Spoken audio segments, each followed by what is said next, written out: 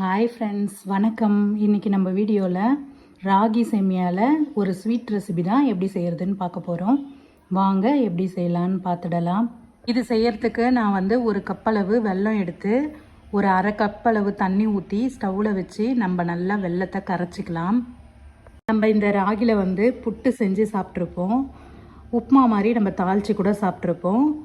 வித்தியாசமாக நம்ம இன்றைக்கி ஸ்வீட் செய்ய போகிறோம். இப்போ வெல்லம் நல்லா கரைஞ்சிடுச்சு. இதை நம்ம வெடிகட்டி எடுத்துக்கலாம். மண் தும்பு தூசிலாம் இருக்கும், அதனால் நான் ஒரு கடாயில் வெடிகட்டி எடுத்துக்கிட்டேன்.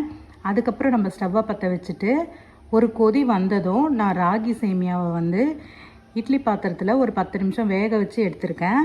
இதை நான் ஒரு கப் அளவு சேர்த்து மிக்ஸ் பண்ணிக்கிறேன். இந்த ஸ்வீட் ரெசிபி அட்டகாசமாக இருக்கும். நீங்களும் கண்டிப்பாக ட்ரை பண்ணி பாருங்கள். இப்போ இதை நல்லா மிக்ஸ் பண்ணிவிட்டு ஒரு 2 ஸ்பூன் அளவுக்கு தேங்காய் துருவல் சேர்த்துக்கலாம்.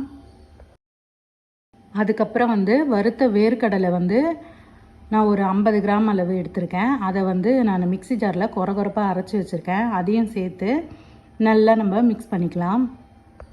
இப்போ நம்ம சேமியாவும் வேக வச்சு தான் எடுத்திருக்கோம்.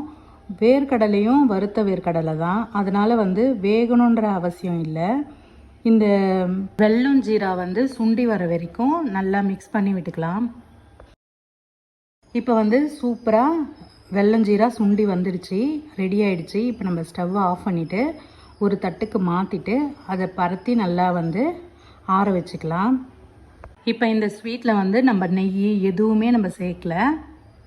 இப்போ இது சூடு ஆறுனதும் நம்ம லட்டு மாதிரி உருண்டை பிடிச்சி ரெடி பண்ணி எடுத்தோன்னா சூப்பரான ராகி சேமியா ஸ்வீட் ரெசிபி ரெடி.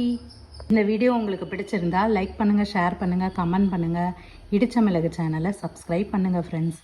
அடுத்த ஒரு நல்ல வீடியோவில் பார்க்கலாம்.